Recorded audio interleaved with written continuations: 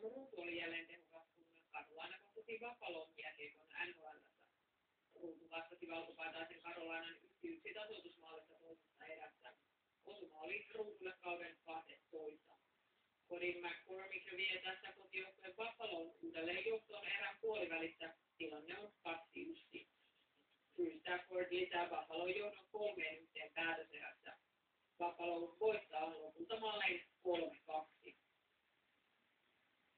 Atletico Madrid yritti voittaa paikallisvastustajansa Real Madridin ensimmäisen kerran 11 vuoteen, kun joukkueet kohtasivat jalkapallon Espanjan cupin puolivälierissä. Atletico saa ottelun loistoalun, kun Diego Forlán vie vieraat johtoon jo 7 minuutin pelin jälkeen. Sergio Ramos puskee kuitenkin